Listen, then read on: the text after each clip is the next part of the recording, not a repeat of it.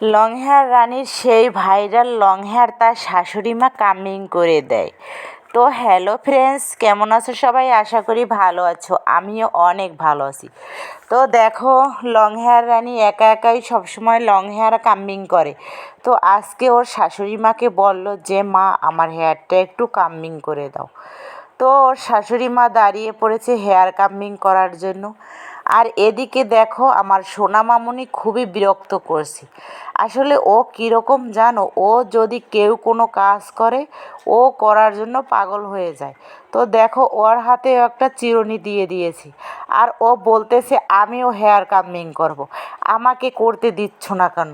তো ওর মা বারবার ঠেলে ঠেলে সরিয়ে দিচ্ছে, আর ও বারবারই ক্যামেরার সামনে আসছে।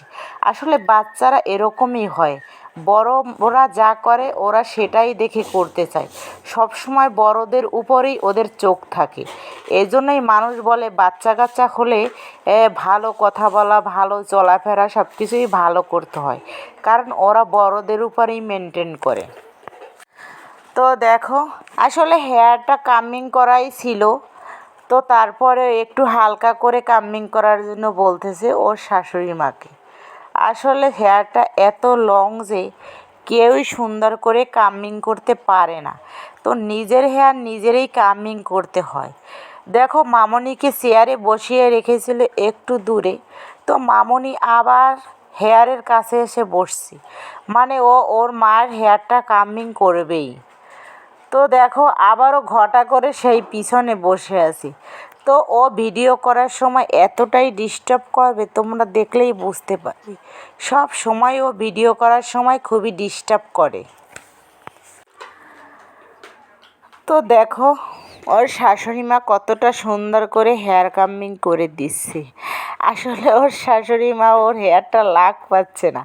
ওই দেখো, মামনিকে আবারও সরিয়ে দিচ্ছে, ও আবারও কাছে এসে বসছে। তো কী আর করব, যদি দূরে রেখে দেয়, আর এখনও কারো কাছে যাবেও না, কারণ ওর মা যখন ভিডিও করে তখন ওর মার কাছ থেকে ও লড়তেই চায় না। তো দেখো বন্ধুরা, লং হেয়ার রানির হেয়ারটা কিন্তু শ্যাম্পু করেছে, আর শ্যাম্পু করার পরে হেয়ারটা দেখো কতটা সুন্দর। আসলে এই লং হেয়ার সামলানোটা কিন্তু অতটাও সোজা না, তোমরা যতটা সোজা মনে করো অতটাও কিন্তু সোজা নয়। আসলে এই লং হেয়ার যার আছে সেই বুঝতে পারে যে এটা সামলানোটা কতটা কষ্ট। তো এটা সামলানোটা অনেক কষ্ট, আর তোমাদের বলে বোঝাতে পারবো না। তোমাদেরকে একদিন যদি পুরো হেয়ারটা কামিং করে দেখানো হয় তাহলেই বুঝতে পারবে যে এতটা ধৈর্য মানুষের কিভাবে হতে পারে। আর একবার যদি এই লং হেয়ার জট লেগে যায় তাহলে তো আর কথাই নেই।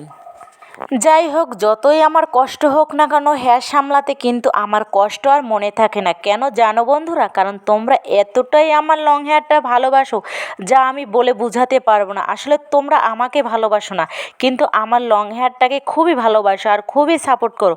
এজন্য আমার এই কষ্টটা আর কখনোই মনে থাকে না। আমি ভাবি যে আমার এত এত ফ্রেন্ডস, এত ভালোবাসার মানুষ শুধু আমার এই লং হেয়ারের জন্য, তাহলে আমার তো একটু কষ্ট করতে কষ্ট কিসের, তাই না বলো বন্ধুরা?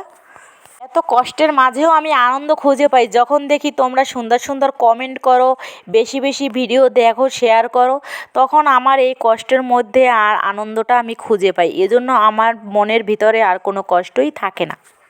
শুধু তোমরা না বন্ধুরা, আমি যেখানেই যাই আমার হেয়ারটা সবাই পছন্দ করে। আসলে আমার হেয়ারের উপরেই চোখ থাকে সবার। আজকে হেয়ার আঁচড়াতে আঁচড়াতে মাসিমায়ের কিন্তু হাত ব্যথাই হয়ে যাবে। দেখো কিভাবে হেয়ারগুলো আঁচড়াচ্ছে, তো মনে হচ্ছে তার অনেক কষ্ট হচ্ছে। কষ্ট হলেও কিছু করার নাই, আজকে তাকে দিয়ে হেয়ার আঁচড়াইয়েই ছাড়বো। তাই বলতেছি সুন্দর করে হেয়ারগুলো আঁচড়িয়ে দাও। আর মামুনি তো এদিকে ওদিকে ঘোরাঘুরি করতেছে আর বলতেছে যে আমাকে কেন হেয়ারগুলো আঁচড়াতে দিচ্ছ না, আমি তোমার হেয়ার কেটে দেবো বলতেছে। ওর কণ্ঠটা রিমুভ করা হয়েছে, তো এই জন্য শুনতে পাচ্ছ না তোমরা। ও বলতেছে ওর মাকে আর কি, আমি হেয়ার কাটিয়ে দেবো তোমার হেয়ার, তুমি আমাকে হেয়ার কামিং করে দিচ্ছ না। তারপরে ওই দেখো সামনে চেয়ার নিয়ে আবার দাঁড়াচ্ছে। আসলে কী আর করবো বলো, ছোট বাচ্চা, ও তো কিছুই বোঝে না, ও তো বড়রা যা করে তার থেকেই শেখে সব কিছু। তোমরা হয়তো ভিডিও সব সময় দেখো না, আমি প্রতিটা ভিডিওতেই বলি আমার বাড়িটা কোথায়। তোমরা অনেকেই জানতে চাচ্ছ আর অনেক ভিডিওতেই আমি বলেছি। তো বাড়িটা হচ্ছে বাংলাদেশ, বরিশাল ডিস্ট্রিক্ট, পিরোজপুর জেলা, নাজিরপুর থানা। তো আর আমার বাবার বাড়ি হচ্ছে নাজিরপুর থানায়, আর আমার বোনের শ্বশুরবাড়ি হচ্ছে আটঘর কুরিয়ানা, ওখানেই ও থাকে, ওখানেই ওর শ্বশুরবাড়ি। তো সব ভিডিওতেই আমি বলে দিই বাড়িটা, তোমরা হয়তো ভিডিও ঠিকমতো দেখো না।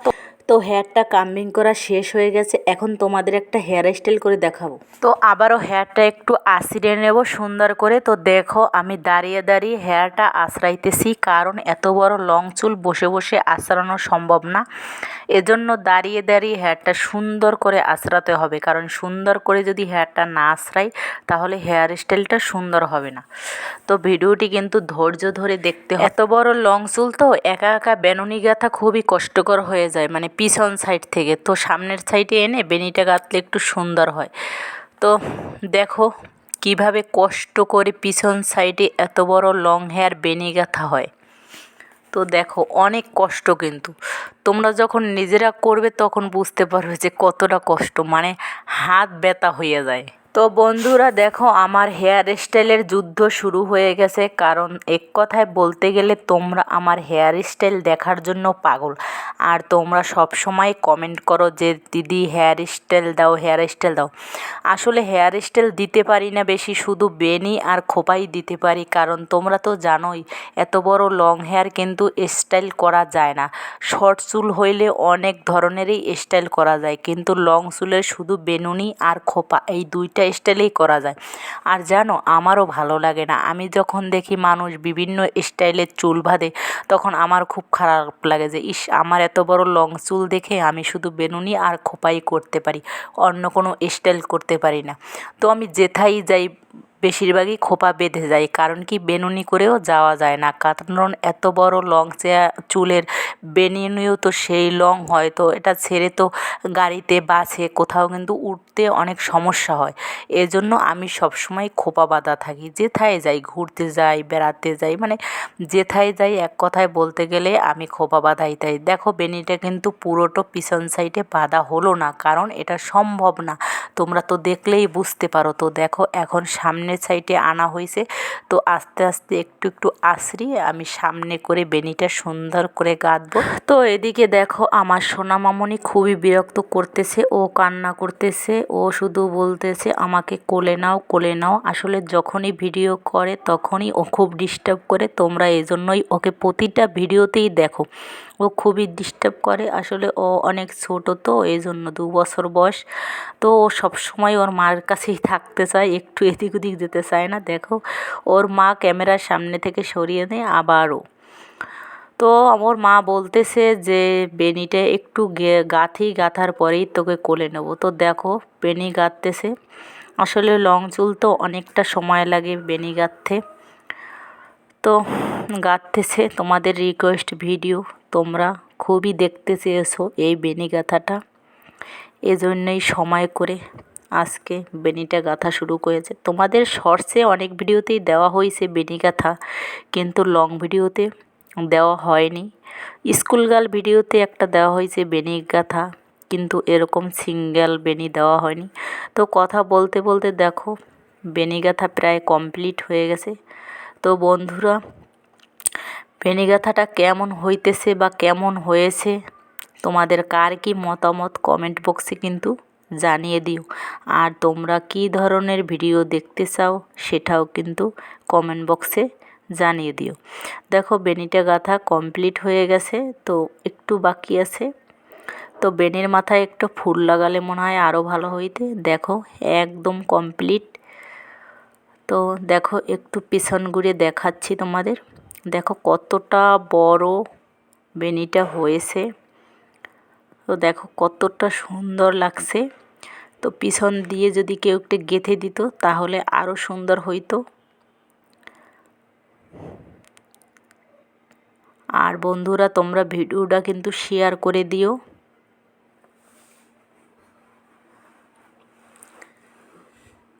যে কাছ থেকে দেখালাম তোমাদের বেনিটা, কাছ থেকে দেখালে আরও সুন্দর লাগে। তো আজকে এই পর্যন্তই, বাই বাই, টাটা।